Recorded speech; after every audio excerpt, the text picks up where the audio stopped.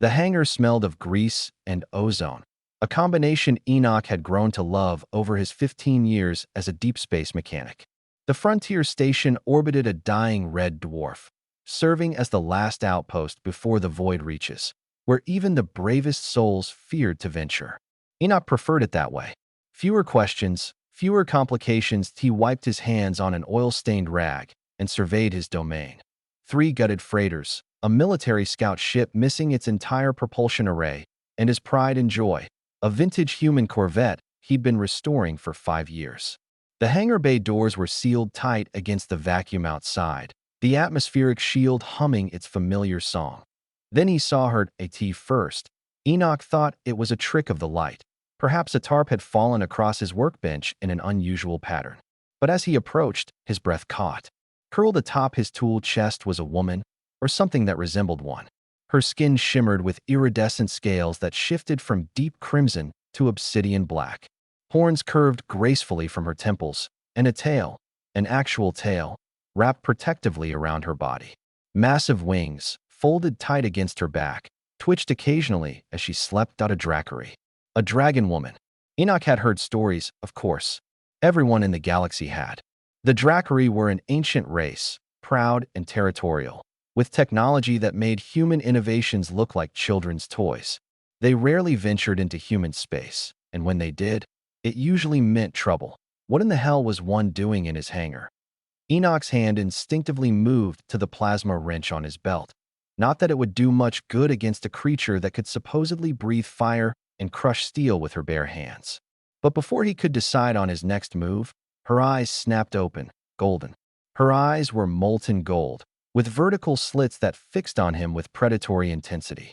"Human," she said, her voice a melodic rumble that seemed to vibrate through his chest.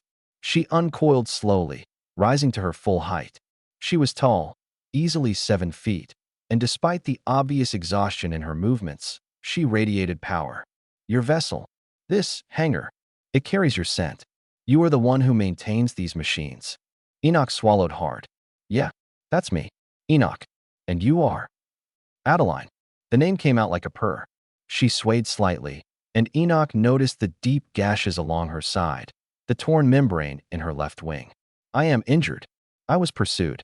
The Krillix swarm found me in the Reach. I barely escaped through the jump gate." The Krillix. Enoch felt his blood run cold. The insectoid hive mind had been pushing into this sector for months, consuming everything in their path. If they were hunting a dracarys, things were worse than the news feed suggested. "You need medical attention," Enoch said, surprised by the steadiness in his own voice. "I've got a med bay, basic stuff, but no." Adeline's tail lashed. "Your human medicine cannot help me. I need time. And sanctuary." Her golden eyes narrowed. "Will you provide it, Enoch of the Mechanics?" There were 1,000 reasons to say no. Harboring a dracarys could bring attention from a dozen different factions. The Galactic Council had treaties about refugees from the void reaches. And if the Krillix were actually tracking her, but Enoch looked at those golden eyes, at the proud tilt of her chin even as she bled onto his hangar floor, and found himself nodding.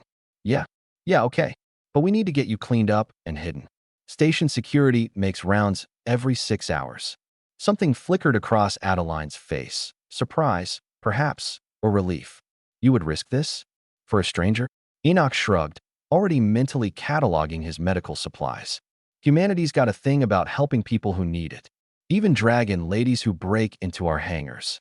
He grabbed a first aid kit from the wall locker. "Besides, I've seen what the Krillix do. Nobody deserves that." Over the next 3 days, something unexpected happened. Adeline healed with remarkable speed, her dracarys physiology knitting flesh and bone far faster than any human could manage. But she didn't leave. Instead, she watched Enoch work, asking questions about his machines, his repairs, the way humans had conquered the stars with such primitive technology. "We make up for it with stubbornness," Enoch said, elbow deep in a reactor core. "When the galaxy said we couldn't make it out here, we said watch us." Adeline laughed, a sound like distant thunder. "Yes, I am beginning to understand this about your kind." On the 4th day, station alarms blared. Krillix ships had emerged from jump space. 3 cruisers, their biological hulls pulsing with sickly light. The station's automated defenses wouldn't hold for long. They followed me, Adeline said, her voice tight with fury. I brought death to your doorstep. Enoch was already moving, pulling the tarps off his restored Corvette. Then we'd better give them a hell of a fight.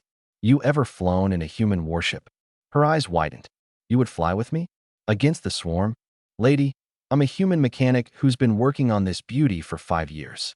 If you think I'm letting bug-faced monsters trash my station without a fight, you don't understand humans at all.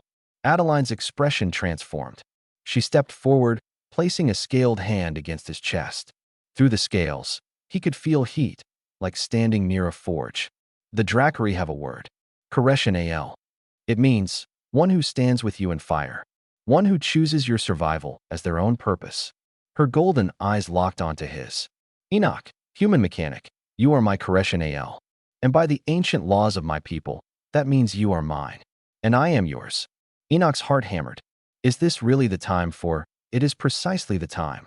She smiled, revealing teeth that could tear through Starship Hull. Because now, we fight together. And the Krillix will learn what happens when they threaten a Dracari and her human. The Corvette's engines roared to life.